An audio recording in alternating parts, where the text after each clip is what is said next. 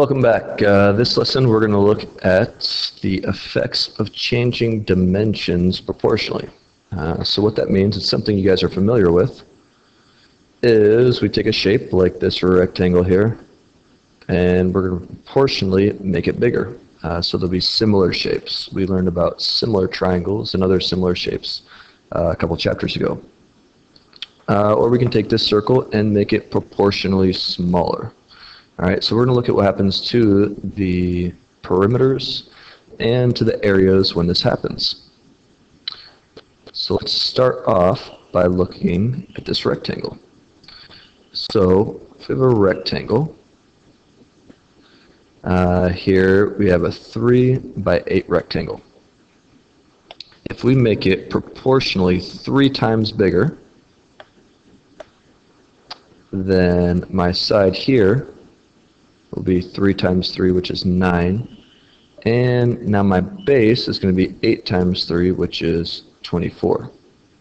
So let's see what happens to my perimeter and my area. So the perimeter. So my small rectangle, the perimeter is all the sides added up. So 3 plus 8 is 11, plus 3 plus another 8 is going to be 22. So my small rectangle is 22. And when I make it proportionally 3 times bigger, we have 9 and 24 is 33. And 9 and 24 is another 33. So 33 and 33 is 66. So the perimeter went from 22 to 66. And that is 3 times bigger. Just like our sides, we make our sides 3 times bigger. Proportionally 3 times bigger the shape, then the perimeter is going to get 3 times bigger. Let's see if the same thing happens with our area. So the area of our small rectangle here, area is base times height, so it's going to be 8 times 3, which is 24. Alright? Now the area of my big rectangle is going to be 9 times 24, base times height.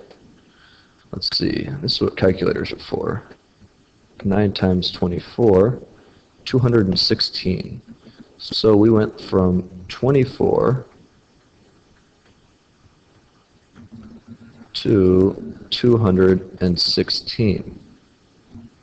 Now that is bigger than 3 times bigger. 3 times 24 would be, what, about 72?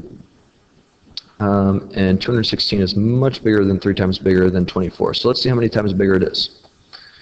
216 divided by 24 is equal to 9. So this is 24 is 9 times bigger. 216 is 9 times bigger than 24. But we only proportionally made it bigger by a factor of 3. So areas grow proportionally by the number we multiply it by squared. 3 squared is equal to 9. So the area grows proportionally by the factor we multiplied it by squared. Alright? And that'll work for all of these different shapes. So let's take a look at the circumference. So I'm going to look at moving a big circle here to a smaller circle. So I multiplied it by a factor of 1/3. So this radius is 9, this radius is 3. So circumference, the formula for circumference is equal to 2 times pi r. So my my big circle here would be 2 times pi times 9. So 2 times pi times 9, 2 times pi times 9 is equal to 56.6, it looks like. 56.6 is about my circumference. And if we look at our small one here, it'll be 2 times pi times 3. So 2 times 3 is 6, so it's going to be 6 times pi. 6 times pi. And we get 18.9 about. 18.9. All right, so 56.6 to 18.9. And we're looking at just the relationship here. We're just seeing what happens when we reduce this circle here by a factor of 1/3.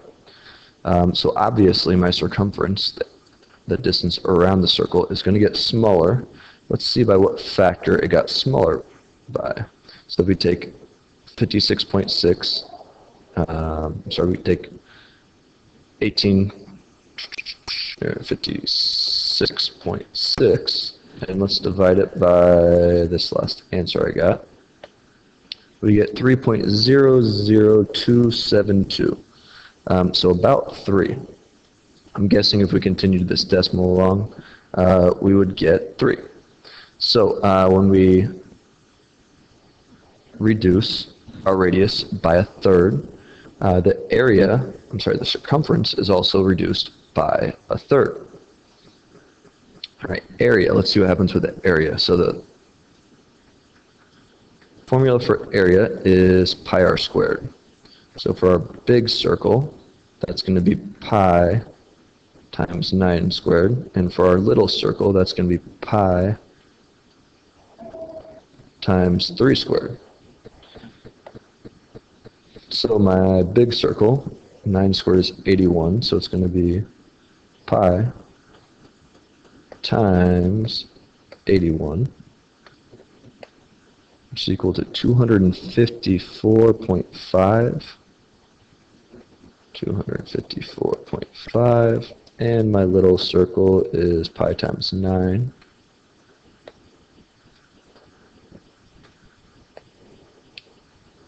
And we get 28.3.